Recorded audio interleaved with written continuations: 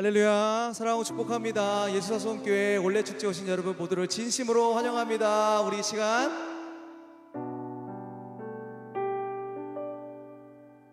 감사합니다. 네, 저는 예수사성교회를 섬기고 있는 노요한 전도사입니다. 반갑습니다, 여러분.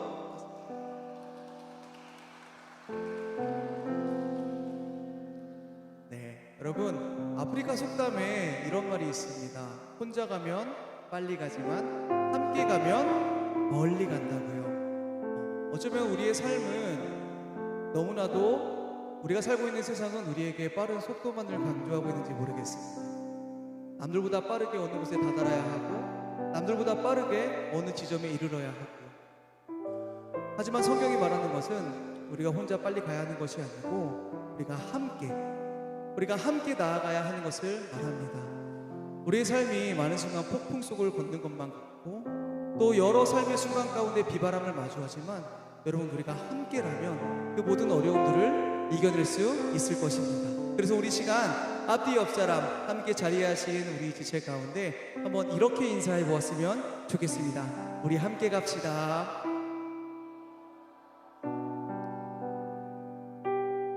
여러분, 우리가 가는 이 길 가운데에 예수님이 함께 하십니다. 예수님께서 그 길을 한 걸음 한 걸음 우리와 함께 걸어가고 계십니다. 그래서 우리 시간 다시 한번 서로를 바라보며 인사할 때에 예수님이 당신과 함께 하십니다. 한번 고백해 볼까요? 예수님이, 그 주님께서 우리와 함께 걸어가시기에 우리는 결코 혼자 걷지 않을 것입니다.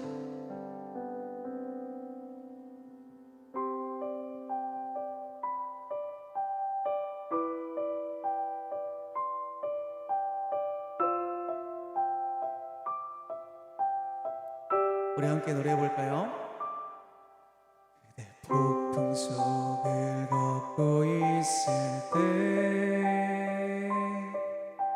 비바람을 마주해야 할 때 빛조차 보이지 않아도 그대 혼자 걷지 않을 거예요. 두려움 앞에서 하늘을 보아요. 외로운 그대여 걱정 마요. 그는 그 길을 또 걷고 걸어요. 그대 혼자 걷지 않을 거예요. 여러분, 그렇습니다. 예수님께서 우리와 함께 하시기에 우리는 결코 혼자 걷지 않을 것입니다. 우리가 이 시간 그것을 다시 한번 고백하며 나아갑시다. 그대의 폭풍 속을 걷고 있을 때, 폭풍 속을 걷고 있을 때 비바람을 마주해야 할 때,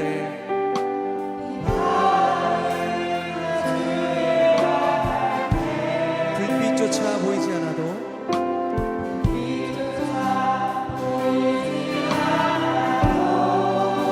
혼자 걷지 않을 것입니다. 우리 다시 한번 고백해 볼까요? 그대의 폭풍 속을 걷고 있을 때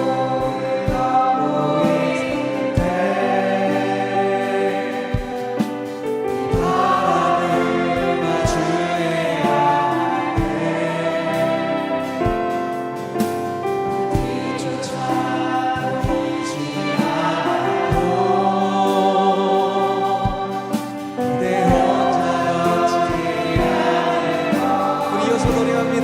두려움 앞에서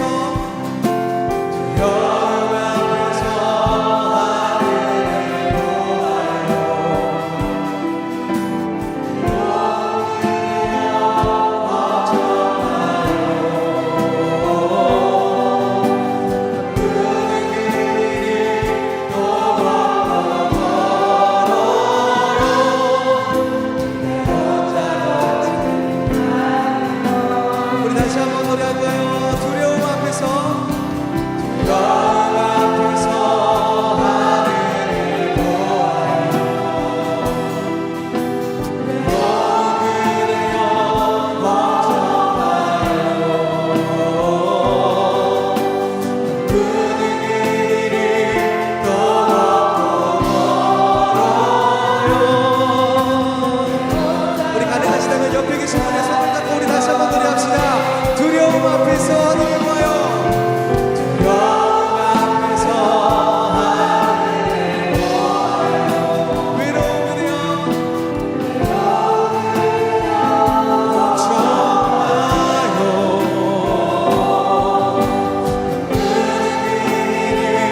또 걷고 멀어요. 그대 혼자 걷지 않을 거예요. 우리 조금 더 큰 목소리로 함께 노래할까요? 그대 폭풍 속을 걷고 있을 때 우리가 만나는 그 비바람을 마주해야 할 때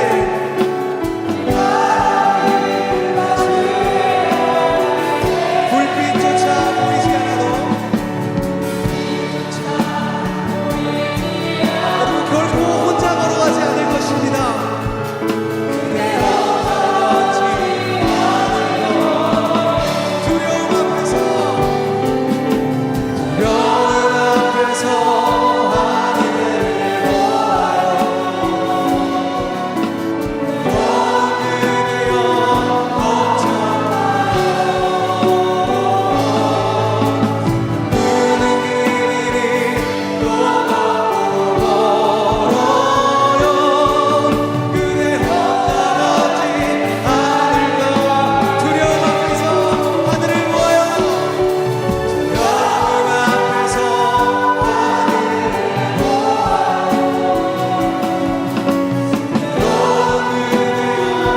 걱정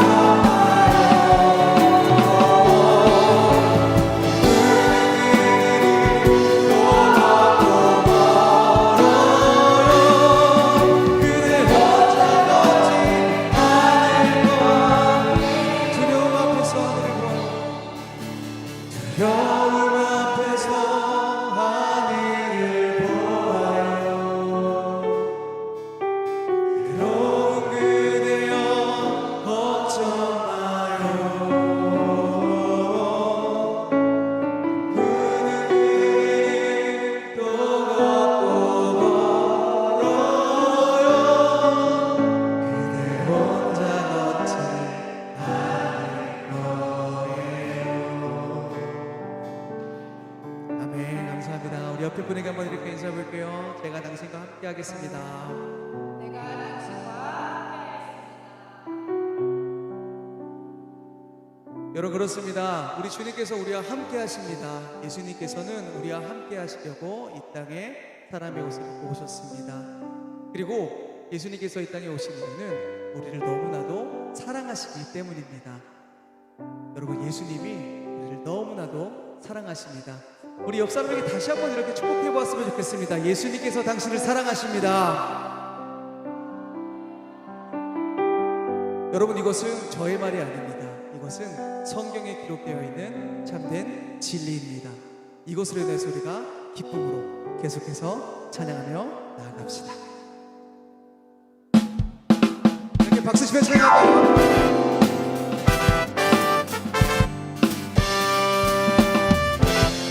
우리 함께 기쁨으로 찬양할 것은 예수 사랑하시고 예수 사랑하시는 거룩하신 말일세 우리는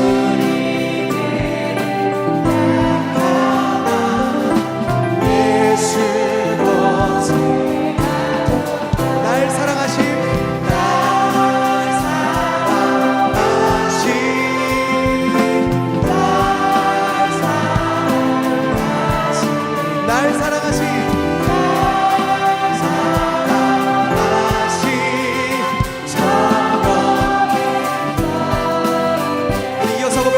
나를 사랑하시고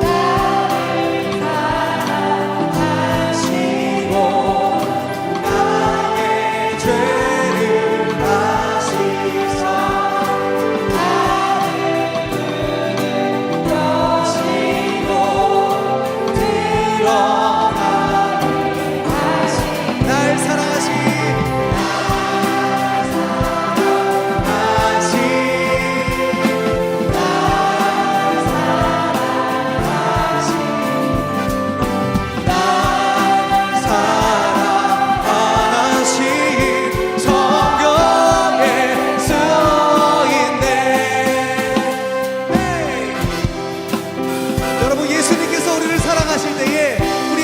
고백함까지도 사랑하셨습니다.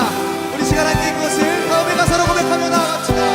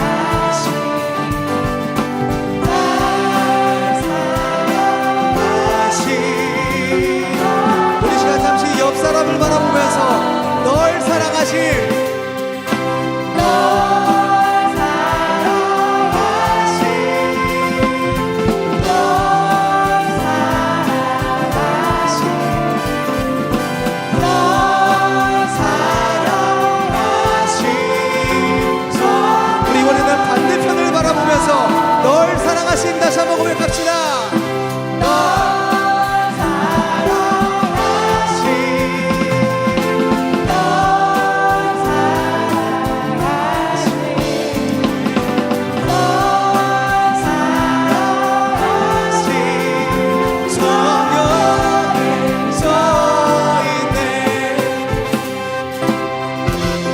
우리 주님께서 우리를 사랑하십니다. 그 사랑하러 우리를 부르셨습니다. 예배를 통하여서 그 사랑 가운데 나아가길 소망합니다. 함께 박수 하나님께 올려드립니다. 우리가 이 시간 사도신경으로 우리의 신앙을 고백할 텐데요, 이것은 하나님이신 것과 그 하나님을 우리가 믿는 것을 고백하는 우리의 고백입니다. 화면을 보고 다 함께 사도신경 읽어봅니다. 전능하사 천지를 만드신 하나님 아버지를 내가 믿사오며 그 외아들 우리 주 예수 그리스도를 믿사오니 이는 성령으로 잉태하사 고난을 받으사 십자가에 못 박혀 죽으시고 장사한 지 사흘 만에 죽은 자 가운데서 다시 살아나시며 하늘에 오르사 전능하신 하나님 우편에 앉아 계시다가 저리로서 산자와 죽은 자를 심판하러 오시리라. 믿사오며 거룩한 공회와 성도가 서로 교통하는 것과 죄를 사하여 주시는 것과 믿어 사는 것과 영원히 사는 것을 믿사옵나이다. 하나님께서는 오늘 우리들 한 사람 모두 예배자로 부르셨습니다. 우리 시간 기쁨으로 그 하나님을 예배하며 나아갑시다.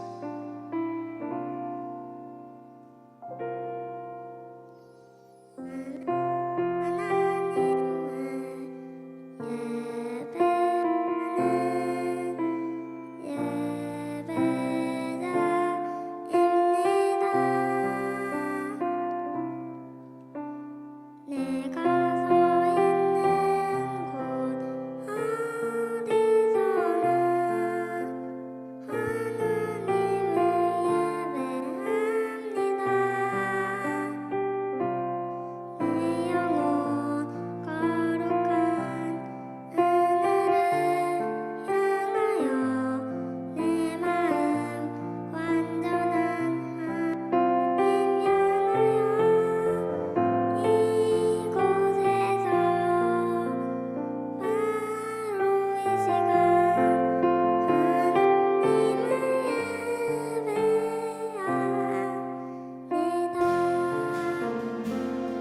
이러한 마음을 가지고 우리 함께 고백하며 나아갑시다. 나는 하나님을, 나는 하나님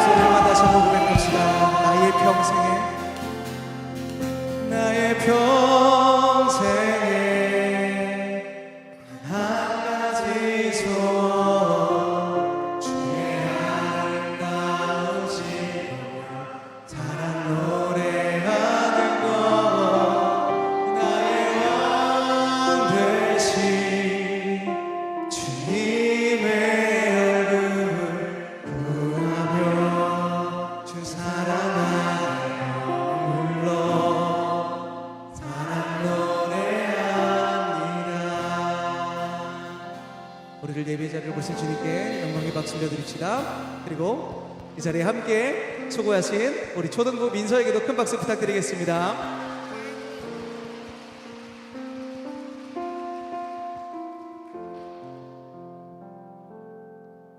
너무 이쁘죠, 우리 민서. 너무 이쁜 민서를 보내면서 조금은 무거운 이야기를 나눠야 되는데요, 여러분. 우리의 삶이 굉장히 고단합니다. 어쩌면 우리의 하루는 너무나도 힘겨워서 겨우겨우 하루를 버텨내고 있는지도 모르겠습니다. 여러분, 그러할 때에 우리가 언제 위로를 얻습니까? 누군가 우리의 삶을 이해하여 주고, 누가 우리의 삶에 공감하여 줄 때 우리는 위로를 얻게 되는 것 같습니다. 여러분, 그런데 성경이 말하는 것은 예수님께서 우리를 이해하신다는 것입니다. 예수님께서 신이신 그분께서 인간의 옷을 입고 이 땅에 오셔서 죽기까지 우리를 사랑하심으로 우리의 모든 아픔과 우리의 모든 어려움을 공감하신다는 것입니다. 그리고 나아가서 그것에 해결사가 되어주신다는 것입니다. 여러분, 이것을 믿으십니까? 그 주님께서, 그 예수님께서 우리와 함께 하신다는 것을 믿으십니까? 우리 시간 다음의 찬양으로 함께 그것을 고백하며 나아갑시다.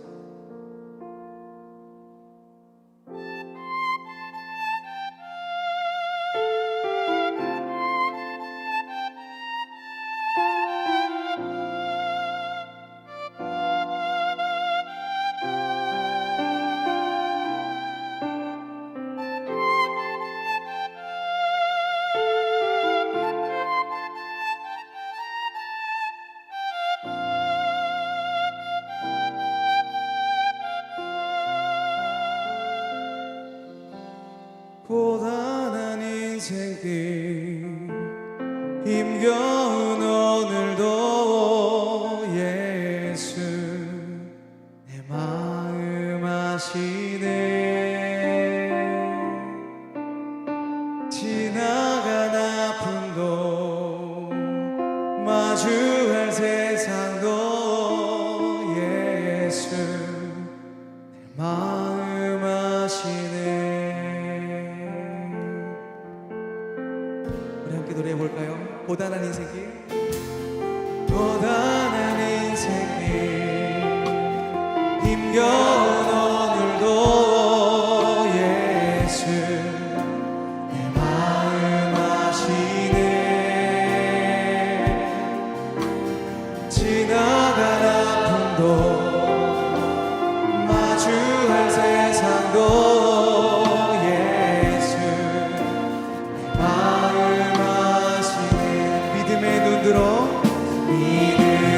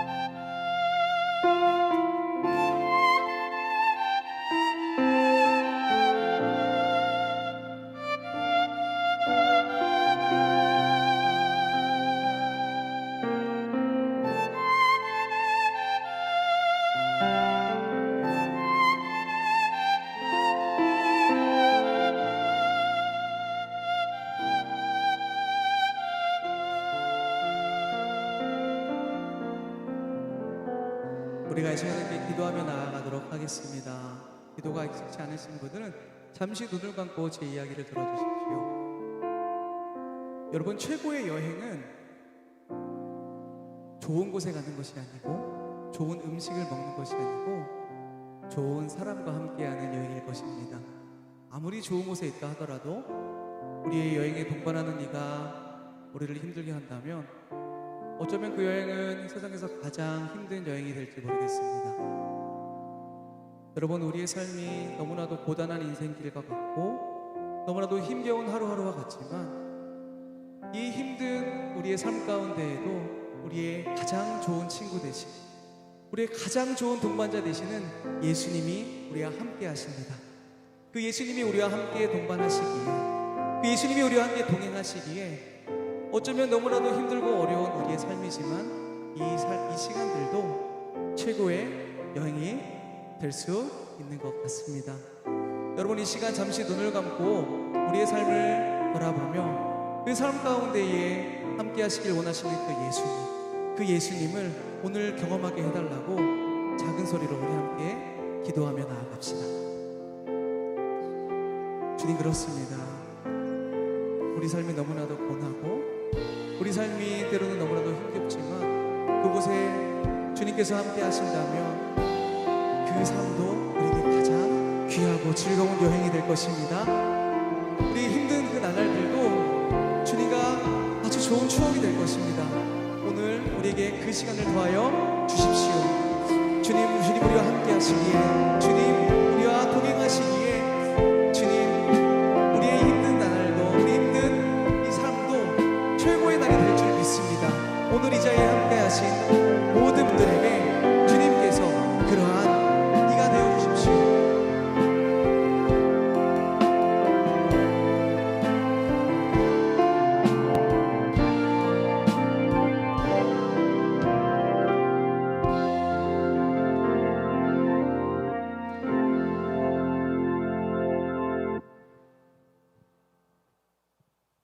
이 자리에 나와서 하나님께 찬양하고 기도하게 하심을 감사합니다. 신령과 진정으로 예배드릴 수 있게 도와주시고 마음을 열고 하나님 말씀을 들을 수 있도록 도와주옵소서. 교회를 다니지 않았던 또 못했던 여러 식구들을 같이 한 가족으로 참여해서 예배드립니다. 하나님을 늦게 한다 할지라도 하나님을 먼저 믿은 사람보다 더 훌륭하게 아름답게 하나님은 계획을 갖고 계십니다. 하나님의 그 놀라운 계획 앞에 우리가 겸손히 수종들고 하나님을 따라가는 귀한 예배의 시간이 되게 도와주시고, 또 일주일 동안 삶에 고나고 지쳤던 우리 마음들이 오늘 예배를 통해서 위로를 받고 새 힘을 얻는 귀한 시간이 되게 도와주옵소서. 사회적으로, 정치적으로, 또 온 세계적으로 어려운 시기를 지나고 있습니다. 평화를 주시고 갈등과 대립이 그칠 수 있도록 인도해 주옵소서. 이 국가를 축복해 주시고 또 하나님의 교회에서 드려지는 모든 예배를 통해서 영광을 받으시되 교회가 세상 속에 빛을 온전히 드러낼 수 있도록 건강한 교회됨이 있도록 이 시대의 교회들을 붙들어 주시옵소서. 특별히 몸이 아팠던 우리 성도들에게 치유의 은혜를 구합니다. 깨끗이 나 강건할 수 있도록 도와주시고, 특별히 오늘은 영유아부터 장년에 이르기까지 온 세대 예배입니다. 새로 오신 분들과 함께 온 세대로 예배 드릴 때 하나님 더욱 크게 기뻐하여 흠양하여 주시고 우리의 마음에 소원을 하신 하나님 만복으로 우리에게 갚아 주시옵소서. 예수님의 이름으로 기도합니다. 아멘.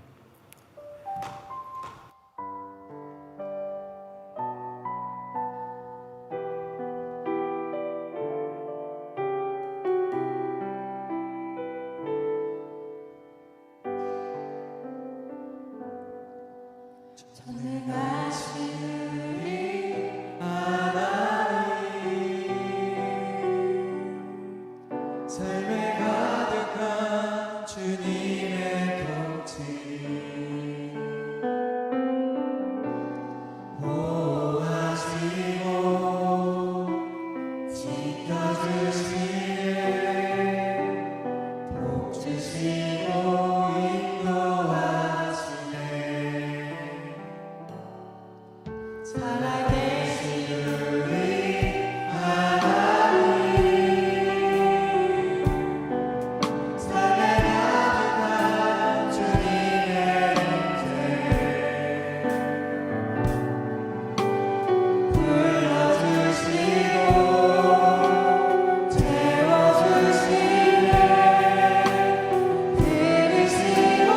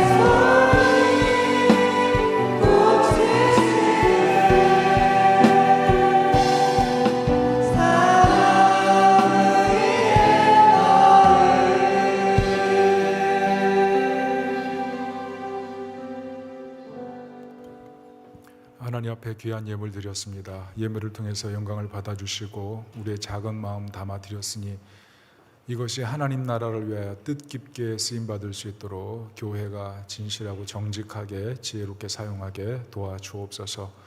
물질로 고난 성도들을 위로하시고 이 거친 세상 속에서 물질로 좌절하지 않도록 날마다 용기와 새 힘을 불어넣어 주시기를 원합니다. 특별히 물질 없는 중에도 드린 성도들의 마음을 흠양하시되 우리 모든 성도들 자신의 삶과 인생 전체를 오늘 예배드리며 드리오니 아픈 상한 부위 부분마다 주의 손으로 고쳐 주시옵소서. 예수님의 이름으로 기도합니다. 아멘.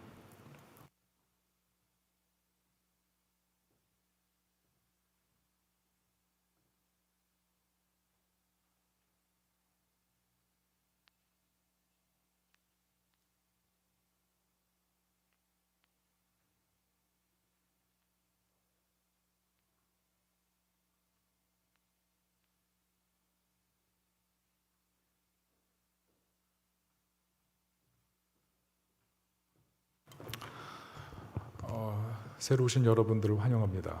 제가 광고를 해야 되는데 광고를 까먹었다고. 우리 옆 사람들에게 한번 인사할까요? 당신을 보니 행복합니다. 네, 오늘은 다소몰래 축제로 우리 교회를 안 다니시는 분들까지 좀 초대해서 온 세대 예배로 드리게 되었는데요. 오시느라고 정말 수고 많으셨고요. 오늘 특별히 이제 어린 아이들도 왼쪽에 있습니다. 그래서 우리 아이들을 향해서 한번 손 한번 흔들어 주세요. 안녕. 네, 우리들의 보물이고 하나님 나라 미래죠. 그리고 오늘 청소년들도 같이 예배 드리고 있어요. 청소년들은 어디 있나요? 네, 청소년들 아직 예배 오던 친구들도 있을 텐데 오늘 예배 드리면서 은혜 많이 받았으면 좋겠고요. 또 새로 오신 분들도 오늘 예배를 통해서 마음에 큰 위로와 새 힘을 얻길 바랍니다. 오늘 특별히 특송이 준비되어 있는데요. 성경 봉독 먼저입니까? 죄송합니다. 우리 성경부터 먼저 읽죠. 우리 요나서입니다. 요나서 4장 1절부터 마지막 절까지입니다. 모두 기립해서 한번 같이 읽을까요? 앞에 화면에 잘 써 있습니다. 같이 읽겠습니다. 요나는 이 일이 매우 못마땅하여 화가 났다.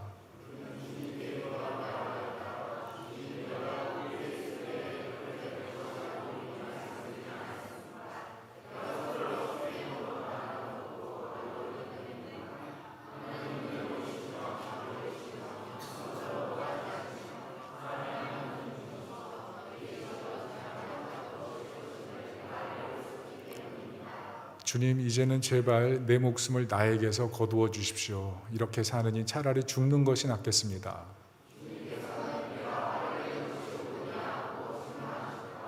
요나는 그 성읍에서 빠져나와 그 성읍 동쪽으로 가서 머물렀다. 그는 거기에다 초막을 짓고 그 그늘 아래에 앉았다. 그 성읍이 어찌 되었는가를 볼 셈이었다.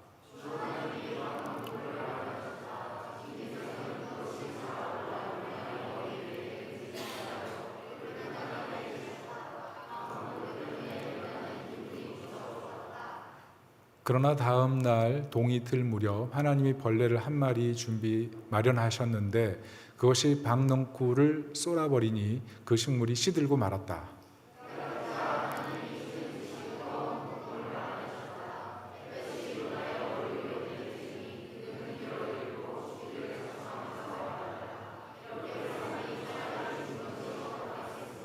하나님이 요나에게 말씀하셨다. 박넝쿨이 죽었다고 내가 이렇게 화를 내는 것이 옳으냐? 요나가 대답하였다. 옳다뿐이겠습니까? 저는 화가 나서 죽겠습니다.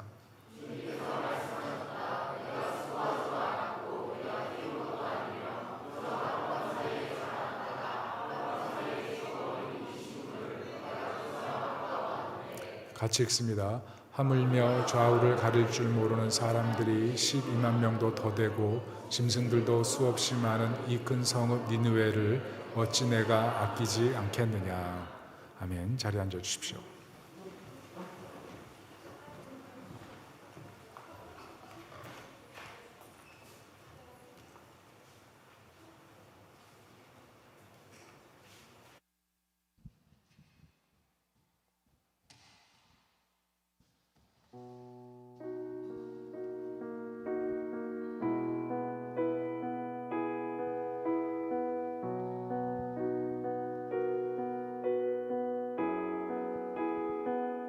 I cry for thee, you are big dry. I was confused, you clean my mind. I sold my soul, you buy it back for me and let me on and give me dignity. So you needed me. Me strength, Lord, Lord, my own, me up on the pedestal, so I can Lord see eternity. You need me. And I can't believe it's true. I can't believe it's true. I need you, and you are there. And I never leave. Why should I leave? I'd be a fool. 'Cause I finally found someone who really cares.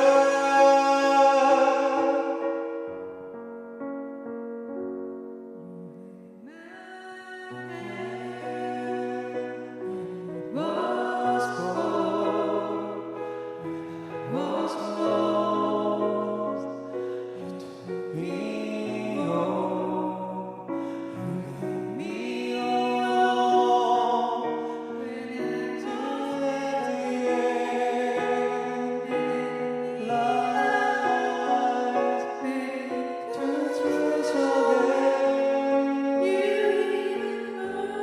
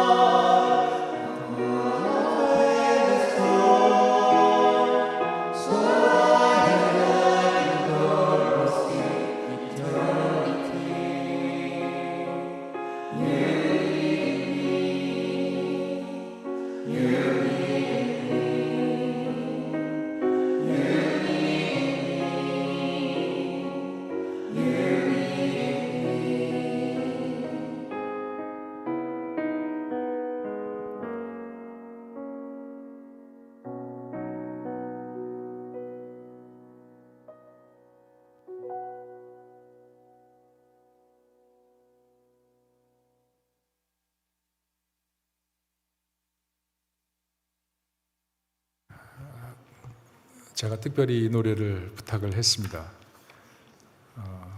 새로 오신 분들에게 많이 위기 있을 것 같아서 원래는 가수가 자기 남편을 향해서 이 노래를 만들었다 그러죠. 그러나 잘 들여다보면 이제 그분이 또 기독교 신앙도 있고 해서 노래를 보면 하나님의 사랑도 느낄 수 있기 때문에 노래를 준비했는데 우리 교육자들이 준비하면서 노래가 어렵다고 그러나 잘 부른 것 같죠? 네, 많이 은혜가 되었습니다. 특별히 광고는 주보를 잘 참조하시면 될 것 같습니다. 그리고 또 예배 후에 간단한 광고 있을 테니까 유념해서 들으시면 좋겠습니다. 하나님의 사랑을 바라보라라는 제목으로 말씀을 전하겠습니다. 최근에 이제 일본과 한국 정서 호감도 차이를 조사한 신문 내용이 있었습니다. 보니까 우리나라 사람들이 52.4% 일본을 좋아하기 시작했어요. 옛날에 그렇게까지 안 됐거든요. 그런데 지금도 역사관이나 그리고 독도 문제에 따라서는 일본과 한국이 첨예하게 생각이 다릅니다. 그래서 아무리 호감도가 올라가도 가까우면서도 먼 나라, 또 일본 사람들도 거의 똑같은 그런 생각을 갖고 있죠.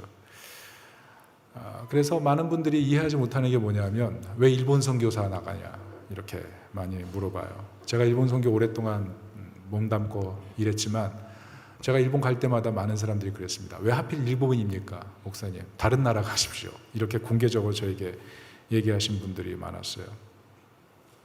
그런데 그런 분들이 일본 선교를 같이 가다 보면 생각이 바뀝니다. 왜냐하면 일본 선교사님들이 일본을 사랑해서 처음에 일본을 간 것이 아니고 하나님이 일본을 사랑하기 때문에 일본을 간 거기 때문에 그렇죠. 하나님의 사랑, 그 마음의 눈이 열리는 순간 사랑하게 되는 거죠. 어떤 소설가가 그런 얘기를 했어요. 진정한 발견은 새로운 땅이 아니라 새로운 눈으로 보는 것이다. 마음의 눈이 열리면 사랑할 수 없는 사람도 사랑하게 되는 것, 그게 마음의 눈이 열리는 거죠. 그래서 저는 때로 이제 일본 선교를 오랫동안 하면서 오지 선교사, 참 어려운 곳에 가는 오지 선교사도 참 쉽지 않은 선택이지만 원수라는 어떤 진실의 벽을 넘어서 믿음의 눈으로 사랑하는 일본 선교사님들 보면 대단하다 이런 생각이 들 때가 있습니다. 그만큼 마음의 눈을 열어서 보는 것은 쉽진 않아요. 어떤 병원에 몸 신장 한 부분이 완전 망가진 사람이 있다고 합시다. 그런데 그 사람이 범죄자예요. 사람을 죽였어요. 주변 사람들이 다가가지 않습니다. 병원 의료진만 어쩌다 간간히 다가가죠. 사람들이 소문이 나서 찾아가지 않아요. 이 사람도 사람이 싫어요. 사람을 혐오하고 사람에게 폭력을 행사하고 살인을 했을 만큼 사람에 대한 깊은 불신이 있습니다. 그런데 병원 안에서 이 사람을 향해서 유일하게 손짓하는 인사하는 한 사람이 있어요. 그게 누구냐 하면 폐병으로 죽어가는 꼬마 어린이. 그 꼬마 어린이가 다가가서 늘 인사를 해요. 다른 사람들은 무서워하는데 이 아이는 무서워하지 않는 거죠. 다가가서 인사해주고 때로는 삐뚤빼뚤 잘 안 되는 글씨로 써서 아저씨 힘내세요. 나도 힘들지만 아저씨도 힘내세요. 이런 편지를 써주는 거예요. 그러니까 아저씨가 세상에 닫혔던 마음의 문을 조금씩 여는 거예요. 그리고 항상 이 아이가 하는 말, 제가 혹시 죽으면 제 신장 아저씨에게 줄게요. 항상 이 얘기를 하는 거예요. 그래서 부모들이 야 너가 필요하잖아. 지금 네가 중요해. 그래도 아빠 엄마 내가 죽으면 꼭 신장을 저 아저씨에게 줘. 그런데 아니나 다를까 이 아이가 갑자기 생을 마치게 됐어요. 그래서 병실이 그 병동의 분위기가 좋지 않습니다. 아저씨도 그 얘기를 듣고 마음이 상하고 슬펐어요. 그런데 갑자기 수술 날짜가 잡히는 거예요. 분명히 신장을 주는 사람이 없었는데 갑자기 수술대 오르게 됐어요. 알고 보니 그 아이가 죽으면서 마지막 남긴 유지가 그 신장을 이 아저씨에게 꼭 달라는 거죠. 사람들은 마음을 다 닫았거든요. 그래서 그 사람에게 뭔가를 해주고 저런 잔인한 사람에게 자비를 베풀 생각을 하지 않아요. 그런데 이 아이는 마음의 눈이 다른 거죠. 마음의 눈이 다르니까 자기의 신장을 죽으면서까지 그 아저씨에게 주려고 하는, 그제서야 그 아저씨가 눈물을 흘리고 감격하면서 수술대 위에 올려가는 그런 얘기입니다. 여러분, 마음의 눈이 바뀌면 세상을 다르게 봐요. 사람을 다르게 봐요. 오늘 요나의 문제는 무엇이냐면 마음의 눈이 닫힌 겁니다. 자기 욕망으로만 모든 문제를 바라보게 돼요. 그러니까 마음이 꼬여 있는 거죠. 원래 요나의 소명이 뭡니까? 니느웨로 가서 니느웨에게 하나님 말씀을 전하라. 저들의 악이 하늘 끝까지 찼다. 이제 40일 후에는 하나님이 징벌을 내리신다. 이것을 선언하라는 거죠. 그런데 니느웨 요나가 갔어요, 안 갔어요? 가기 싫어요. 왜냐하면 니느웨는 적국이거든요. 니느웨가 잘 되면 이스라엘이 안 되거든요. 니느웨가 행복하면 자신이 불행해지거든요. 이 악한 이 니느웨가 하나님의 말씀을 듣는 것 자체가 용납이 안 되는 거예요. 왜? 악은 반드시 멸망당해야 되니까. 마음의 문이 꽉 닫혀 있습니다. 결국 어디로 가요? 다시스, 스페인 도망가 버려요. 배를 타고 배 밑창에 들어가서 꼭꼭 숨어서 자버립니다. 하나님 뜻이 뭐든 말든 나는 절대로 하나님 뜻대로 하지 않을 거야. 자, 하나님 어떻게 하세요? 풍랑을 준비해서 배를 뒤집어 흔듭니다. 배에 있는 모든 사람들이 죽게 생겼어요. 뱃사람들이 제비를 뽑죠. 도대체 이 풍랑이 누구 때문에 온 거냐? 근데 그 제비를 뽑아보니까 요나가 딱 당첨이 된 거예요. 요나가 얘기하기 시작합니다. 사실 나 선지자인데 하나님 뜻이 너무 싫어서 나 지금 다시스로 가는 배를 탄 거다. 사람들이 놀랐어요. 왜 너 하필 우리 배를 타서 우리를 괴롭히냐? 그랬더니 요나가 하는 말이 나를 바다에 던지면 풍랑이 잠잠해질 거다. 그때 사람들이 뭐라 그래요? 너 미쳤냐? 그게 말이 되냐? 근데 요나가 그 얘기를 하는 거예요. 나는 살아계신 하나님을 믿는 선지자다. 내가 하나님 뜻을 부인했기 때문에 이런 일이 생긴 거니까 나를 바다에 던지면 반드시 풍랑이 잠잠해질 거다. 그래서 뱃사람들이 요나를 집어 던지면서 하늘을 향해서 외치기 시작해요. 이 죄는 우리의 것이 아닙니다. 그리고 집어 던지죠. 그런데 더 놀라운 일은 풍랑이 잠잠해져 버리기 시작하는 거예요. 배에서 요나를 집어 바다로 던지는 순간부터 풍랑이 사라져 버리기 시작하는 거죠. 사람들이 놀랐어요. 요나는 분명히 어때요? 하나님 뜻대로 하지 않고 있어요. 그래서 지금 물에 풍덩 빠져서 이 사경 속에 들어간 거죠. 그런데 요나를 집어던진 사람들은 도리어 기적을 경험하기 시작한 거죠. 아, 하나님이 살아계신 분 맞구나, 이런 생각을 하게 됐다는 겁니다. 그런데 이게 끝이 아니에요. 요나가 물고기 뱃속에 들어갑니다. 풍랑에 빠진 배를 위해 자기를 희생해가지고 이제 바다에 풍덩 들어갔는데 그때 하나님이 물고기를 준비하셔서 요나를 덥석 삼킵니다. 왜 삼켜요? 뱃속에서 고생시키는 거죠. 너 그렇게 니느웨 가기 싫어? 너 그렇게 하나님 뜻대로 살기 싫어? 저 악인들에게 회개하라고 하는 그 말이 그렇게 싫어? 3일 동안 죽도록 고생하다가 결국 어떻게 해요? 두 손을 번쩍 들어요. 하나님, 제가 니느웨 가겠습니다. 그리고 니느웨 가는 얘기예요. 니느웨 도착해서 어떻게 합니까? 말씀을 선포하기 시작해요. 40일 후면 니느웨가 멸망한다. 회개하라. 악이 땅에 차고 하늘 끝까지 올랐다. 회개하라. 원래는 니느웨를 다 돌면 그게 3일 길이에요. 그런데 니느웨에 가서 요나가 성을 돌면서 3일 길을 도는 게 아니라 하루 길만 돌아요. 벌써 마음이 변화된 거예요. 회개하라고 전파하면서 이놈들은 진짜 망해야 되는 놈들이야, 이런 생각이 드니까 3일 길을 다 돌지 않고 딱 하루 길만 돌아요. 그런데 어떤 일이 생겨났어요? 니느웨에 부흥이 오기 시작한 겁니다. 니느웨 사람들이 다 회개하기 시작한 거예요. 요나의 말을 듣고 정말 우리 죄를 하나님이 심판하실 거구나, 이제 40일을 후면 완전히 멸망하겠구나. 겁에 질려가지고 왕부터 베옷을 입고 짐승까지 금식을 시키면서 회개하기 시작해요. 그랬더니 니느웨가 타락의 도시였는데 천국의 도시로 완전히 바뀌는 얘기, 그게 오늘 요나서입니다. 그런데 오늘 4장을 보면 우리가 굉장히 아이러니하고 굉장히 이상한 장면이 있어요. 그 장면이 뭐냐면 분명히 니느웨가 회개하고 돌이켰잖아요. 그럼 너무나 행복한 일이잖아요. 너무 좋은 일이잖아요. 근데 요나는 전혀 기뻐하지 않아요. 마음속으로, 입술로 이렇게 고백하죠. 하나님, 내가 니느웨 가서 말씀 전하면 분명히 이 사람들 회개해서 잘 될 거 알았거든요. 하나님, 나는 니느웨 사는 사람들이 잘 되는 것을 죽어도 못 봅니다. 왜 악인에게 벌을 내리지 않으시고 선인들이 모여 사는 이스라엘은 이렇게 축복하지 않으십니까? 이스라엘은 지금 하나님 없이는 살 수 없는 지경인데 왜 니느웨까지 와서 나에게 말씀을 전해서 이 멸망해야 될 도시를 살려주십니까? 화가 나는 거예요. 화가. 그래서 요나가 한 일이 뭐냐면 초막을 짓고 멀리서 니느웨라는 도시를 내려다보면서 하나님은 분명히 악을 심판하시는 분이지, 내가 분명히 악을 심판한다고 명령했으니까 선언했으니까 이제는 하나님이 일하실 차례야. 그래서 언덕에 올라가 가지고 뭘 해요? 구경해요. 하나님이 심판하나 안 하나 보자. 그런데 심판이 일어나기는커녕 완전히 천국의 기쁨을 누리니까 요나가 열이 받는 거예요. 너무 화가 나는 거예요. 그래서 하나님이 준비하신 게 뭐예요? 박넝쿨이에요. 박넝쿨로 딱 덮어가지고 초막을 감싸가지고 아주 그냥 그늘로 잘 만들어 주신 거예요. 그러니까 요나가 어떻습니까? 말씀 전했더니 하나님이 역시 나를 좀 긍휼히 봐주시는구나.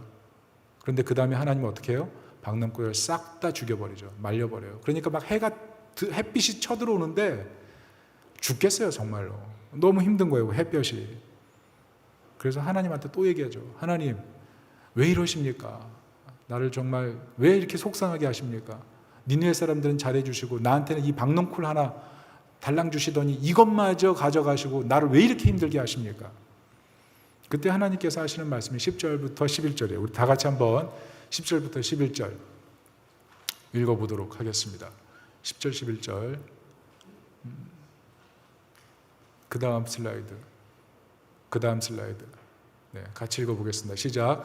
주님께서 말씀하셨다. 내가 수고하지도 않았고 내가 키운 것도 아니며 그저 하룻밤 사이에 자라났다가 하룻밤 사이에 죽어버린 이 식물을 내가 그처럼 아까워하는데 하물며 좌우를 가릴 줄 모르는 사람들이 12만 명도 더 되고 짐승들도 수없이 많은 이 큰 성읍 니느웨를 어찌 내가 아끼지 않겠느냐.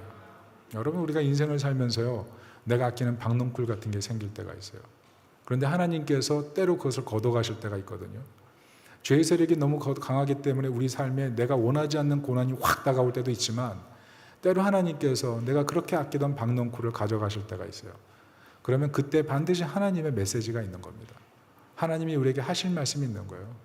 오늘 요나를 깨우치기 위해서 니느웨에 이렇게 많은 사람이 있고 이렇게 많은 짐승이 있는데 내가 심판으로 이것을 멸망시키는 게 좋겠니? 아니면 살리는 게 좋겠니? 요나, 너는 그렇게 내 마음을 모르니? 하나님께서 요나의 마음을 돌이키길 원하셨다는 거죠. 오늘 분명히 요나는 선지자거든요. 하루길 돌았는데 12만 명이 회심했어요. 그렇다면 대단한 사람이에요. 아주 능력 있는 사람입니다. 그런데 우리가 요나서를 보면서 뭐가 이상해요? 죄를 저질러서 멸망할 니느웨 사람들이 이상한 게 아니라 죄가 하나도 없으면서 니느웨 사람들이 멸망하길 바라는 요나가 진짜 이상한 거죠. 그렇지 않아요? 그런데 여기 계신 분들 중에 요나처럼 이렇게 하나님의 뜻을 알면서도 하나님의 뜻과는 전혀 반대로 그렇게 살았던 분이 있을지 몰라요. 지금 다시스로 가는 배를 탔거나 배민창에서 잠을 자거나 아니면 풍랑을 이미 만났거나 아니면 물고기 뱃속에서 헤매고 있는 상태인지도 모르죠. 아니면 요나처럼 회개하고 믿음을 가졌지만 순종하는 게 너무 싫어요. 하나님 뜻대로 순종하는데 억지로 순종하고 있는 그런 분이 있을지도 모르죠. 지금 삶이 너무 어려워서 죽고 싶은 그런 분이 있을지도 몰라요. 자기 뜻대로 되는 게 없어가지고 막 마음속에 열불이 나는 사람이 있을지도 몰라요. 하나님을 향해서 이게 뭡니까 하나님, 이런 사람이 있을지도 몰라요. 세상 돌아가는 것을 보면서 하나님, 아기는 저렇게 떵떵거리고 잘 사는데 하나님을 믿는 나는 왜 이렇게 잘 안 해주시나요?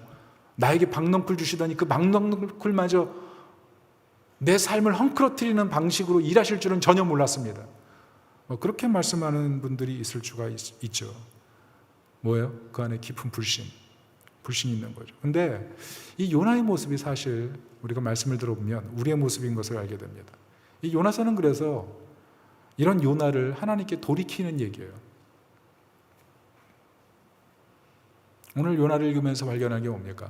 요나처럼 마음문이 꽉 닫힌 사람도 없다는 거죠. 능력이 많으면 뭐예요? 12만 명의 바꾸면 뭐예요?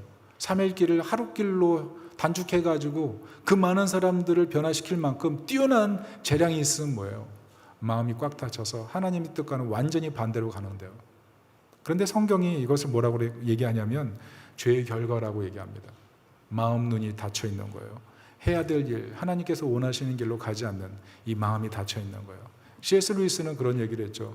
아무리 화창한 날씨라도 창이 안에서부터 더러우면 절대로 화창한 날씨를 볼 수가 없다고. 마음의 눈이 오염되어 있으면 하나님의 그 부르심, 하나님께서 원하시는 길로 갈 수가 없다는 거예요. 이 마음을 씻어야 되는데 문제는 뭡니까? 씻지 못한다는 거죠. 우리가 세상을 살아가면서 이 마음을 씻지 못하기 때문에 일어나는 여러 가지 일들을 바라보게 돼요. 난 잘했거든요. 난 나름대로 선하게 살았거든요. 근데 사람들이 날 싫어할 때가 있어요. 올바른 결정을 내렸거든요.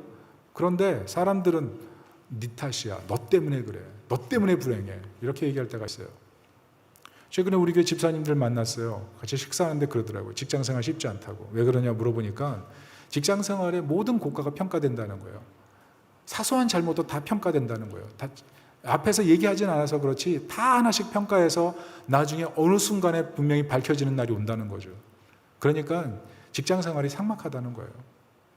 옆에 있는 사람들하고 말 실수도 못하고 아주 조심해야 된다는 거죠. 다 평가되니까. 제가 그 집사님들과 점심 잘 먹고 돌아오면서 생각했어요. 아, 왜 직장인들이 술을 마시는지 알았어요. 직장 끝나고 술을 마시는지 알았어요. 삭막하니까 이 세상이 너무 꽉 닫혀 있으니까 서로 마음을 열지 않으니까 그러니까 술 먹으면서 풀어보자는 거예요. 기분이 나쁘니까 기분이 좀 좋아지자는 거죠. 외로우니까 힘드니까 삭막하니까. 왜 그렇습니까? 믿었던 것이 배신하니까 그래요. 돈 보면 행복할 줄 알았어요. 돈 벌면 명예 있으면 잘 될 줄 알았어요. 쾌락을 누리면 행복이 아주 오래 갈 줄 알았어요. 성공하면 내 자리가 계속 지켜질 줄 알았어요. 그런데 아니나 다를까 가진 것이 있어도 그것 때문에 만족하지 못해요. 배신당하는 것 같아요. 특별히 사람. 그렇게 많은 얘기를 했는데 그렇게 많은 사랑을 줬는데 눈물 흘리면서 떠나보내야 돼요. 눈물을 흘리면서 잊어야 돼요. 그게 사람이에요. 중심에 자기 이익이 있어요. 자기 이익. 심지어 하나님을 향해서 어때요? 하나님 내 뜻대로 해주세요. 믿지 않는 사람들도 하나님 내 뜻대로 해주세요. 이렇게 기도 많이 하죠. 그리고 자기 뜻대로 안 되면 뭐라 그래요? 하나님이 어디 있어? 근데 사실 잘 들여다보면 하나님이 없어서 안 믿는 것이 아니라 내가 옳아서 하나님을 안 믿죠. 그게 세상의 방식 아니에요? 교회에서도 마찬가지예요. 예배 드리지만 하나님 뜻을 꺾고 싶은 고집센 분들이 있습니다. 내 뜻이 돼야 하나님입니다. 내 뜻대로 돼야 나는 그때부터 진짜 하나님을 온전히 순종할래요. 그런 마음들 갖고 있는 분들이 있어요. 생각해 보세요. 우리가 하나님이면 요나를 어떻게 하실까요? 여러분이 하나님이면 요나 어떻게 할 거예요? 이 말 안 듣고 고집 부리고 자기 뜻대로 가고 반대길로 가는 이 요나 어떻게 할 거예요? 그런데 오늘 요나서를 읽으면서 우리가 깨닫는 게 뭐냐면 하나님은 요나에게 너무 친절해요. 요나를 잡아다가 그냥 엉덩이에다가 이렇게 맴매를 하면서 돌이키면은 요나가 즉각적으로 반응할 것 같은데 하나님이 너무 친절하세요. 풍랑 보내시고 물고기 준비하시고 니느웨 가서 능력 있게 사용되게 하셔서 회개하는 사람들 보면서 마음이 변화될 기회를 주시고 심지어 박농콜까지 준비해가지고 생각과 마음을 돌이키시는 하나님. 결국 하나님이 얘기하시는 게 뭐예요? 마음을 돌이키라는 거죠. 마음의 눈을 떠야 인생이 바뀐다는 거 그 얘기하는 것 아니겠어요? 평범하게 사는 것마저 하나님 원하시지 않습니까? 그런 생각을 때로 할 때가 있어요. 우리가 성공도 괜찮고 명예도 괜찮고 돈도 괜찮아요. 그냥 평범하게만이라도 잘 살고 싶어요. 그런 마음 갖고 있을 때가 있어요. 근데 살다 보면 평범도 쉽지 않습니다. 어떤 분이 평범하게 살기를 적심하고 결혼도 잘하고 애도 낳았어요. 이제 행복이다 생각했어요. 그런데 애가 병에 걸려가지고 정말 사경을 헤매고 결국 죽고 말아요. 그러면 어떻게 될까요? 여러분 자녀가 먼저 죽었는데 사망신고서를 쓰고 있다고 생각해 보세요. 여러분 그게 써집니까? 눈물이 핑 돌고 그립고 보고 싶고 아프고 마음에 천국 같은 기쁨을 줬던 문을 열고 들어가면 늘 있던 그 아이의 얼굴이 사무치도록 떠올라서 그게 잠이 오겠습니까? 정말 독주를 마셔도 풀리지 않는 고통. 그게 자녀 잃은 상실감 아니에요? 하나님 사랑이 이런 건가요? 하나님 내가 조금만 더 괴로워할게요. 하나님 내가 조금만 더 울게요. 하나님 제가 조금만 더 흔들릴게요. 제가 무너지지 않도록 하나님 조금만 더 잡아주세요. 평범하게 사는 것도 쉽지 않아요. 내가 원하지 않는 고통인데 내 삶을 뒤엉킬 때가 있거든요. 장애도 그렇지 않습니까? 평생 부모 품에만 매달려 있어야 되는 그런 아이라면, 평생 바깥에 자유롭게 다닐 수 없는 그런 아이를 내 아이로 뒀다면 평생 죄책감, 평생 상실감, 평생 무거운 마음, 그게 인생을 짓누르고 그 가족도 같이 같은 짐을 지고 가는 거죠. 그게 쉽겠습니까? 정말 우리 인생에 무거운 파도가 확 들어오면요, 이제 그만, 이런 생각 드는 거예요. 이런 생각. 그런데 그때 우리가 바라봐야 될 것이 두 가지예요. 첫째는 죄의 파괴적인 능력이고, 두 번째는 우리를 사랑하시는 하나님의 사랑. 그 마음을 우리가 헤아릴 때 우리는 절망에 포로되지 않고 벗어나서 새로운 인생을 살 수 있다는 겁니다. 가령 어떤 배에서 여인이 배에서 떨어져 가지고 죽으려고 하는 시도를 봤다고 합시다. 어떤 남자가 발견했어요. 다가보니까 너무 예쁜데 죽으려고 그러는 거예요. 설득해요. 당신 너무 아름다운데 저 바다에 들어가면 얼어 죽을 거고, 저 바다에 들어가면 숨도 쉴 수 없을 거고, 저 바다에 들어가면 아무 생각도 할 수 없을 것이다. 그것은 정말 캄캄한 어둠이다. 그러니 제발 죽지 마라. 어떻게 돼요? 여인이 그 말을 듣다 보니 남자가 너무 멋있는 거예요. 그리고 애정이 생겨요. 사랑이 생겨요. 그리고 배에서 결혼을 합니다. 이제 천국인 거죠. 여인과 이 남자가 우연히 만나서 위기에서 건져주면서 사랑이 생겨서 드라마틱한 사랑이 시작된 거예요. 너무나 아름답죠. 그런데 만약 그들이 탄 배가 타이타닉호였다면 이제 곧 침몰이죠. 여러분, 그래서 우리 인생을 해석할 때 내 관점이 아니라 좀 더 큰 관점으로 문제를 바라봐야 돼요. 내 생각이 아니라 좀 더 넓고 큰 관점으로 문제를 바라볼 때 사실 문제의 해답을 제대로 발견할 수가 있어요. 여러분, 이것에 대해서 성경이 뭐라고 합니까? 성경은 태초에 하나님이 세상을 창조하시고 에덴 동산을 만드셨다고 얘기해요. 그리고 에덴 동산은 어떤 곳이에요? 행복이 가득한 곳, 사랑이 가득한 곳, 죄가 없는 곳. 그런데 그곳에서 사람들이 하나님께 반역하며 죄가 들어왔고 죄로 오염되기 시작해서 어떻게 해요? 하나님께 마음이 떠났어요. 그래서 그때부터 어떻게 됩니까? 죄가 세상을 지배하기 시작하고 전쟁과 질병과 죽음이 세상을 장악해요. 사람들이 착하게 살려고 해도 가시와 엉겅퀴가 가득해요. 선하게 살았는데 악이 돌아와요. 열심히 일했는데 수고가 제대로 돌아오지 않아요. 하나님과 마음이 떠나서 이게 다 하나님 탓이라고 얘기하죠. 그런데 성경이 뭐라 그래요? 성경은 뭐라 그러냐면 이 모든 문제가 하나님의 문제가 아니라 죄로부터 시작됐다, 이렇게 얘기하죠. 그래서 이 죄의 문제를 해결하는 것, 이 굉장히 중요한 문제예요.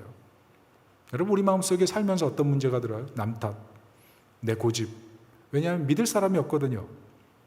내 생각이 옳다고 얘기하고 그 생각대로 가는 게 어떻게 보면 실패해도 더 낫다, 이런 확신을 가지게 되거든요. 오해를 풀지 않죠. 그래서 점점 고립되고 오늘 요나처럼 되는 거예요.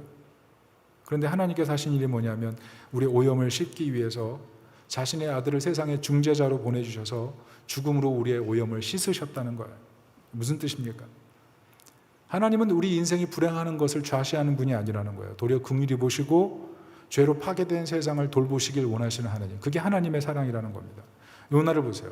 하나님 사랑을 잘 알지 못하잖아요. 그런데 하나님 어떻게 하세요? 풍랑 보내시고 물고기 보내시고 니느웨 가게 하시고 박넝쿨 준비하셔서 하나님의 사랑이 뭔지를 알려주죠. 그런 것처럼 하나님께서는 세상이 하나님의 사랑을 알지 못할 때 중재자이신 예수 그리스도를 보내주셔서 죄와 죽음을 위해서 대신 죽게 하시고 우리의 오염을 씻어주셨다는, 그게 하나님의 사랑이라는 거예요. 그 하나님의 사랑의 관점으로 세상을 바라보라는 거예요. 죄를 해결하기를 원하시는 하나님의 사랑의 관점, 그게 필요하다는 거죠. 어떤 아빠가 어린아이들을 무섭게 혼내기 시작했습니다. 어린아들, 자기 하나뿐인 아들, 매를 들었어요. 그리고 벽에다 몰아놓고 막 혼내기 시작합니다. 아이가 펑펑 울어요. 미안해요, 잘못됐어요. 펑펑 울어요. 집안 분위기가 말이 아니에요. 아빠가 매를 들고 아들은 벽에 세워다 놓고 막 몰아붙이고 있는데 어떻게 그 분위기가 좋습니까? 아빠가 머리 끝까지 열이 났어요. 그런데 그 모습을 본 막내딸이 그 모습을 물끄러미 바라보다가 양손에 플라스틱 의자를 갖고 와서 둘을 앉혀줍니다. 그리고 물을 떠와서 오빠의 손에 쥐어주고 물 마시라고 하고, 그리고 이번엔 뒤돌아서서 아빠 손에 있는 그 매를 탁 쳐서 땅바닥에 떨어뜨려요. 아빠가 화가 나가지고 이렇게 물끄러미 바라보니까 그 막내딸이 아빠를 꼭 안아줍니다. 아빠 화내지 마. 그러니까 아빠가 어떻게 돼요? 순간 긴장이 다 풀려요. 그리고 어깨가 축 떨어집니다. 무장 해제된 거죠. 그 모습을 본 오빠는 어땠을까요? 너무 행복한 거죠. 그 순간이. 야, 드디어 살았다. 아빠도 딸이 안아주는데 표정 관리가 안 되는 거예요. 분명히 화가 났거든요. 근데 막내딸이 안아주는 순간 마음이 누그러지는 거죠. 딸 때문에 다 녹아버렸어요. 별 같은 아이죠. 사랑을 만들어주는 아이죠. 그게 중재자의 힘이에요. 그런데 예수님께서 세상에 오셔서 하나님과 사람 사이에 이 막힌 죄의 장벽을 위해 이 땅에 오셔서 이 죄를 해결하기 위해서 십자가에서 대신 죽어주시고 하나님이 우리를 얼마나 사랑하시는지 알려주셨다는 거예요. 그것이 이사야 59장 16절에 이렇게 써 있습니다. 같이 한번 읽어볼게요. 시작. 압박받는 사람을 도우려는 사람이 없음을 보시고 중재자가 없음을 보시고 주님께서는 놀라셨다.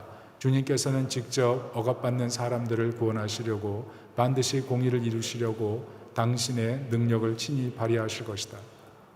이게 이사야의 예언이에요. 이 예언의 뜻이 뭐예요? 세상에는 압박과 고난이 너무 많아서 세상 사람들이 살기가 너무 어렵다는 거예요. 이 죄에 갇힌 세상에서 제대로 사는 것 자체가, 평범한 것 자체가 너무 어렵다는 거죠. 그래서 하나님께서 그 고통의 문제를 해결하시기 위해서 능력을 발휘하실 날이 반드시 온다는 거예요. 그리고 그 날이 언제냐면 예수님 세상에 오신 날이라는 겁니다. 그래서 크리스마스가 생긴 거죠. 크리스마스가 뭐예요? 세상에 하나님의 아들이 오셔서 진정한 평화를 이루게 오셨다는 것, 그거 기념해서 기뻐하는 것 아니겠습니까? 이것을 갖다가 디모데전서 2장 5절과 히브리서 7장 25절은 이렇게 말합니다. 같이 한번 읽어볼게요. 시작. 하나님은 한 분이시요 또 하나님과 사람 사이의 중보자도 한 분이시니 곧 사람이신 그리스도 예수라. 따라서 그는 자기를 통하여 하나님께 나아오는 사람들을 그들을 위하여 중재의 간구를 하십니다. 무슨 뜻이에요? 예수님 십자가에서 죽으실 뿐만 아니라 지금도 살아계셔서 하나님과 우리 사이를 중재하신다는 거예요. 우리 마음에 오셔서 얼마나 하나님이 우리를 사랑하시는지 알려주신다는 거죠. 죄를 버리게 하시고 미움을 버리게 하시고 우리 마음속에 하나님을 향하여 계속 기도하세요. 우리가 성숙하고 변화될 수 있도록 마음의 눈을 열어서 우리를 사랑하신 예수 그리스도의 희생의 그 가치가 얼마나 큰지를 알게 하신다는 거예요. 그래서 나는 내 본성으로는 사랑할 수 없는데 사랑해요. 내 본성으로는 오해를 풀고 싶지 않은데 오해를 풀고 오해를 해결하기 위해서 다가가는 것. 그게 우리 예수님께서 우리 마음에 들어오셔서 하시는 일이에요. 그래서 예수님을 우리 마음속에 모시는 순간 우리 삶에는 놀라운 변화가 일어나기 시작합니다. 에베소서 1장 17절부터 19절은 이것을 좀 더 분명하게 우리에게 가르쳐 줍니다. 에베소서 1장 17절부터 19절 같이 읽어봅니다. 시작. 우리 주 예수 그리스도의 하나님 영광의 아버지께서 지혜와 계시의 영을 너희에게 주사 하나님을 알게 하시고 너희 마음의 눈을 밝히사 그의 부르심의 소망이 무엇이며 성도 안에서 그 기업의 영광의 풍성함이 무엇이며 그의 힘의 위력으로 역사하심을 따라 베푸신 능력의 지극히 크심이 어떠한 것을 너희로 알게 하시기를 구하노라. 예수님께서 우리 마음 눈을 밝히신다는 거예요. 이전에는 내세에 관심이 없었어요. 그런데 하나님의 기업을 상상하게 만들어요. 이전에는 하나님의 능력에 대해서 상상하지 않았어요. 그런데 어느 순간 하나님의 능력을 상상하게 만들어요. 그리고 내가 이 땅에서 왜 사는 거지? 하나님이 도대체 나에게 왜 이 능력을 줬지? 하나님이 나에게 왜 이 직장에 다니게 하시지? 이 부르심을 생각하게 돼요. 그래서 예수님을 영접하고 중재자로 받아들인 사람의 인생에는 점점 변화가 일어나는 거예요. 왜 살아야 되는지, 어디로 가야 되는지, 무엇하며 살아야 되는지 너무나 뚜렷해지는 거죠. 그래서 점점 일어서게 되는 거예요. 무엇보다 내 안에 계신 예수님이 우리를 성장시키고 성숙시켜서 하나님을 믿는 믿음 안에서 담대하게 용기 있게 일어서는 거죠. 그래서 오늘 이 고집스러운 요나를 바꾸시는 이 하나님 얘기는 그냥 요나가 말을 안 듣지만 너무 유능해서 하나님이 억지로 니느웨에다가 데려다 놓고 하나님이 한번 써먹으려고 그 자리에 데려다 놓으신 게 아니에요. 너무 사랑하셔서 성숙하게 하기 위해서 그 자리에 데려다 놓으신 거예요. 왜? 그 사랑을 알고 하나님 앞에서 아름다운 사랑으로 변화될 때 하나님 너무 기쁘니까. 그래서 사실은 요나가 하나님이 굉장히 필요하셨지만 그 사랑을 더 알아서 너무나 아름다운 사람으로 쓰임받기를 원하는 하나님의 마음. 그래서 요나를 필요로 하시고 부르셨다는 거죠. 오늘 앤머리의 노래 You Need Me, 나는 당신을 필요로 합니다. 당신은 나를 필요로 합니다. 당신은 나를 필요로 합니다. 무슨 말이에요? 당신이 나를 이용해 먹기 위해서 사랑을 해주고 이용해 먹기 위해서 친절하게 대해준 것이 아니라 당신이 정말 나를 너무 사랑하기 때문에 나도 당신이 필요하고 당신은 나를 너무 사랑하기 때문에 당신이 나를 필요로 한 것, 그것을 내가 알겠습니다. 그 고백이죠. 이 가사를 잘 들여다보면 진짜 사랑이 뭔지를 알게 돼요. 오늘 요나의 얘기는 간단합니다. 요나에게 하나님께서 죽은 박넝쿨을 통해서 하나님의 사랑을 깨우치시는 얘기예요. 그런데 그게 끝이 아니에요.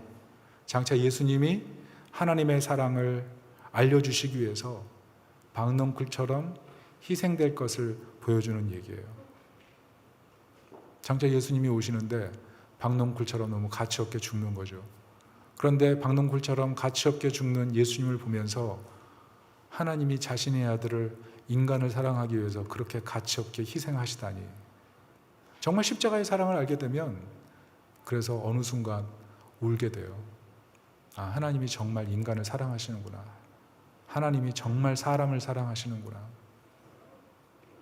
그냥 은사 몇 개 주고 능력 몇 개 줘서 너 맡겼으니까 열심히 일해, 죽도록 일해, 교회 불러다 놓고 이거 해, 막 짐을 맡겨가지고 힘들게 하려고 우리를 콜링해가지고 예배드리게 하는 분이 아니라 자신의 아들을 아낌없이 희생할 만큼 너무 사랑하셨기 때문에 우리를 너무나 사랑하셔서 하나님께서 사랑하시는 일을 제발 부탁하는 거죠. 그러면 생각이 달라지죠. 그래서 복음은 진짜 하나님의 놀라운 사랑 얘기예요. 중요한 것은 이 예수 그리스도의 사랑 얘기를 우리가 믿음으로 받아들일 때 우리 삶에 변화가 일어난다는 겁니다. 요한복음 1장 12절에 이렇게 써 있습니다. 우리 같이 한번 읽어볼까요? 시작. 영접하는 자 곧 그 이름을 믿는 자들에게는 하나님의 자녀가 되는 권세를 주셨으니. 오늘 어떤 이유로 이 자리에 왔는지 전 다 알지 못합니다. 누군가 분명히 데려온 분이 있는 거죠. 분명한 사실은 하나님이 사랑하셔서 부르신 거예요. 2000년 전에 십자가에 아들을 못 박으실 때, 아들을 사람의 손에 넘겨줘서 처참하게 죽게 하실 때 하나님의 사랑을 알려주고 싶으셨던 그 하나님께서 2000년 전에, 아니 세상을 창조하실 때 이미 우리의 이름을 알고 계셨고 지금 이 자리에 우리 한 사람 한 사람을 부으셨어요. 나는 안 믿겠다. 나는 내 선행으로 열심히 사는 걸로 나는 인생을 그냥 살겠다. 그렇게 생각하는 분이 있을지도 몰라요. 그런데 때로 세상에 믿을 가치가 없어 보여도 믿어야 될 것들이 있어요. 우리 부모님들이 어릴 때부터 계속 얘기하죠. 성실하라, 진실하라, 거짓말하지 마라, 열심히 공부해라. 그게 그냥 귀에 맴도는 말로 그칠 때가 굉장히 많죠. 근데 인생을 살아보면 참 좋은 말이었어요. 그대로 살았으면 인생 참 바뀔 사람들 많았을 거예요. 그런데 성경의 얘기는 하나님의 약속이에요. 영접하는 자 곧 그 이름을 믿는 자에게 하나님의 자녀가 되는 권세를 주셨습니다. 너무 쉬워요. 믿으면 돼요. 하나님이 우리를 사랑한다는 그 얘기를 우리가 믿는 순간 하나님께서는 한없는 사랑으로 우리와 함께 하시고 우리 인생의 주인이 되어주시는 거죠. 왜 목사님 믿으라고 하십니까? 목사님, 오늘 내가 인생이 좀 힘들어서 잠깐 여기 와 있는 것 뿐입니다. 그런데 인생이 흐르는 대로 살기에는 너무 짧습니다. 그리고 마음에 눈을 떠서 하나님의 사랑을 발견하고 그 하나님의 사랑을 힘입어 살기 시작한 순간 내 인생에 일어날 엄청난 변화는 이전에 내가 노력으로 얻었던 그 어떤 축복보다 바꿀 수 없을 만큼 아름다운 것입니다. 여러분, 인생이 정말 좋았으면 좋겠지라고 생각하지 않습니까? 인생이 정말 좋았으면 좋겠다. 이게 인생이지, 이렇게 사는 거지, 그렇게 얘기하고 싶은 그런 순간들이 있잖아요. 그런데 정말 우리 인생을 아름답게 만들기 위해서 예수님 세상에 오셨어요. 아마 오늘 설교를 들으면서 목사님, 내가 요나 같습니다, 이렇게 고백하는 분들이 있을 거예요. 하나님 뜻과 지금까지 정말 정반대로 살았던 분이 있을 거예요. 아니, 하나님의 뜻을 알면서도 하나님의 뜻대로 살지 않았던 그런 분들이 있을지도 몰라요. 중요한 것은 하나님이 요나를 찾으신 것처럼 우리 한 사람 한 사람을 찾으시고 부르시고 세상 속에서 더 이상 망가지지 않도록 붙잡아 주길 원하신다는 거죠. 중재자 예수 그리스도, 그분을 영접하는 순간 하나님 자녀가 되고 인생이 바뀔 수가 있어요. 우리 언젠가 예수님 영접하고 나서 우리 입술로 이렇게 고백하려는 날이 올 거예요. 미쳤나 봐. 내가 사랑스러워. 그런 날이 올 거예요. 미쳤나 봐. 내가 왜 이렇게 사랑스럽지? 미쳤나 봐. 이렇게 어떻게 기쁘지? 미쳤나 봐. 내 마음속에 사랑밖에 없어. 여러분, 이게 어떻게 가능하죠? 세상을 사는데 왜 사랑밖에 남는 게 없죠? 왜 세상을 사는데 이렇게 기쁘죠? 왜 세상을 사는데 내가 사랑스럽죠? 그 일이 어떻게 일어난 거예요? 예수 그리스도를 믿을 때 하나님과 우리 사이에 막힌 담을 허무시고 하나님의 그 저수지와 같은 태평양 같은 사랑을 우리에게 다 쏟아붓게 만드시는 예수 그리스도의 사랑, 그 사랑이 함께 한다면 어떻게 되겠어요? 여러분, 인생 잘 나간다고 해도 불안하지 않으세요? 지금까지 어느 정도 성공의 탑을 쌓았는데 잠 잘 이루십니까? 해결되지 못한 죄의 숙제가 지금까지 나의 뒷덜미를 붙잡고 있지는 않습니까? 잠을 자려고 하는데 잠이 오지 않는 분이 있잖아요. 맡겨보신 적 있나요? 짐을 하나님께 맡겨보신 적 있나요? 괴로운 인생길 내 옆에 영원히 있을 것 같은 사람들 아무도 없잖아요. 그런데 하나님의 약속은 영원히 함께 하겠다요. 내가 죄가 있건 없건 상관이 없어요. 이미 십자가에서 나의 죄를 위해 죽어주신 예수님은 내 안에 오셔서 하나님과 나 사이를 중재하시고 하나님과 영원토록 동행할 수 있도록 예수님께서 그 일을 행하고 계세요. 마음을 여세요. 마음을 열어보세요. 혹시 내가 마음을 열어서 예수님 믿고 내가 이상해지면 어떡해? 이렇게 생각할 수 있어요. 그런데 요한복음 10장 10절에 이렇게 얘기합니다. 내가 온 것은 양으로 생명을 얻게 하고 더 풍성히 얻게 하려 함이라. 풍성함, 하나님의 약속이에요. 물론 지금 예수님을 딱 영접한다고 해서 내 인생에 드라마틱한 변화가 곧바로 일어나지 않을 수도 있어요. 그렇지만 예배에 계속 나와보세요. 어느 순간 꽉 채워지는 느낌, 세상으로 채울 수 없었던 내 마음이 하나님으로 완전히 채워질 수 있다는 사실을 발견하는 그날이 옵니다. 목사님, 제 문제 다 해결한 뒤에 하나님께 올게요. 목사님, 저 놔두세요. 그냥 내가 도와달라고 할 때 그때 목사님 제가 연락할게요. 아니에요. 하나님께 지금입니다. 지금. 하나님께 짐을 맡겨보세요. 맡기시는 순간에 변화가 일어나는 거예요. 왜? 저보다 하나님이 더 오래 기다리셨어요. 요나를 오래 기다리고 오래 참으셔서 요나에게 하나님의 사랑을 알려주신 하나님이 오늘 예배를 통해서 우리 사랑하는 여기 계신 모든 분들을 초청하시고 말씀하십니다. 영접하는 자, 곧 그 이름을 믿는 자들에게 하나님의 자녀가 되는 권세를 주셨습니다. 세상 거칠게 살았던, 세상 지금까지 악으로 깡으로 열심히 살았던 다 괜찮아요. 예배 드리다 보면 하나님 자녀가 되고 새롭게 인생 출발할 수 있는 거예요. 오늘 특별히 이 말씀 들으면서 다시 한번 마음속에 그런 결단을 했으면 좋겠어요. 하나님, 내가 오늘 이 시간을 통해서 예수 그리스도를 나의 인생의 구주로 모시고 하나님 뜻을 따라 살길 원합니다. 중재자이신 예수님, 나와 함께 해주십시오. 이 마음이 생기시는 분들은 같이 한번 기도하길 원합니다. 다 같이 한번 눈을 감아주세요. 오늘 복음을 듣고 예수님을 마음속에 모시고 중재자 되신 주님과 함께 새롭게 인생을 출발하길 원하는 분이 있다면 이 시간 따라서 기도하길 원합니다. 하나님, 이 시간 예수님을 믿고 싶습니다. 나를 만나 주십시오. 나는 요나 같은 인생을 살았습니다. 이제는 마음의 문을 열고 하나님 앞에 나아갑니다. 내 죄를 씻어주시고 새롭게 출발하게 해주세요. 예배드리게 해주세요. 하나님의 영이신 성령으로 마음을 충만하게 해주세요. 하나님의 자녀로 새롭게 살게 해주세요. 중재자이신 예수님의 이름으로 기도합니다.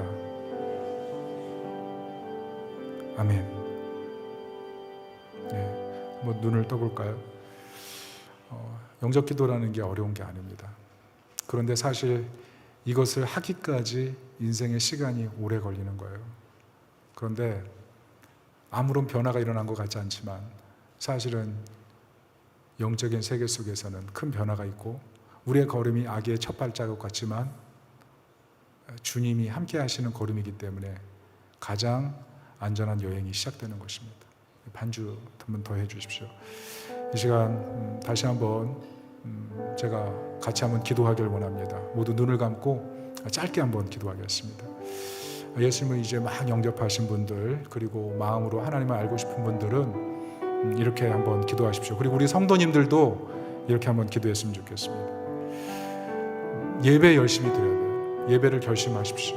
여러분, 예배 드리는 것이 쉬워요? 아니면 세상에서 죽을 것 같이 사는 것이 쉬워요? 예배 드리는 게 훨씬 쉽습니다. 하나님 알고 싶으세요? 예배 자리 나와보세요. 하나님 만나고 싶으세요? 하나님 어디 있어? 예배 자리 나와보세요. 하나님을 어느 순간 경험하게 되면 그렇게 말했던 자기 자신의 입술을 놓고 하나님 앞에, 하나님 제가 어리석었습니다, 그날이 오게 될 겁니다. 마음속에 분명히 의심이 있을 거예요. 예배 드리는 분들도 이렇게 기도하는데 될까 하는 그런 의심이 있는 분들이 있을 거예요. 그런데 어느 순간 변화가 찾아와요. 그것은 내가 하는 변화가 아니고 중재자이신 예수님이 계시기 때문에 일어나는 변화예요. 그분이 나를 변화시켜 가는 거예요. 그리고 짐을 맡기십시오. 이 시간 내 인생의 짐을 예수님께 다 맡깁니다. 이제는 예수님과 함께 인생의 산을 넘어가기를 원하오니 도와주십시오. 우리 짧게 한번 기도합니다. 하나님, 온전히 예배하길 원합니다. 이 시간 예배할 때 하나님께서 우리 마음속의 의심을 다 사로잡아 주시고 이제는 우리 인생의 짐을 하나님께 다 맡길 수 있도록 도와주시고 예수님과 함께 인생의 산을 넘어갈 수 있게 도와주옵소서. 과거에 발목 잡혀 살지 않게 도와주시고 세상에서 죽을 것 같이 사는 삶보다 예배드리고 하나님을 만나는 삶이 훨씬 나은데 우리 마음에 예배드리는 삶이 우리 마음에 항상 예배를 사모하는 그 마음이 우리 마음에 항상 있도록 인도하여 주시옵소서. 예수님의 이름으로 기도합니다. 아멘.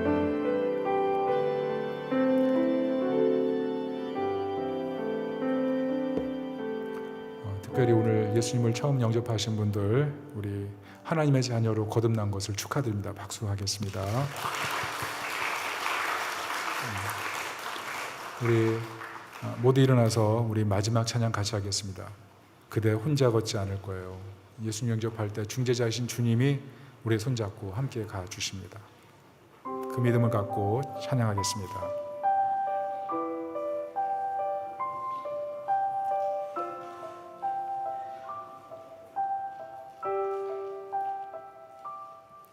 그대 폭풍 속을 걷고 있을 때 비바람을 마주해야 할 때 불빛조차 보이지 않아도 그대 혼자 걷지 않을 거예요. 두려움 앞에서 하늘을 보아요. 외로운 그대여 걱정 마요. 꿈꾸는 그 길을 또 걷고 걸어요. 그대 혼자 걷지 않을 거예요. 그대 폭풍 속을 걷고 있을 때 비바람을 마주해야 할 때 불빛조차 보이지 않아도 그대 혼자 걷지 않을 거예요. 두려움 앞에서 하늘을 보아요. 외로운 그대여 걱정 마요. 꿈꾸는 그 길을 또 걷고 걸어요. 그대 혼자 걷지 않을 거예요.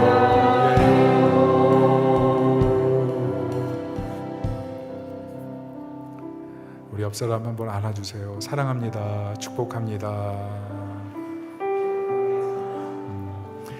또 한 번 얘기해 주세요. 하나님이 당신을 혼자 두지 않으십니다.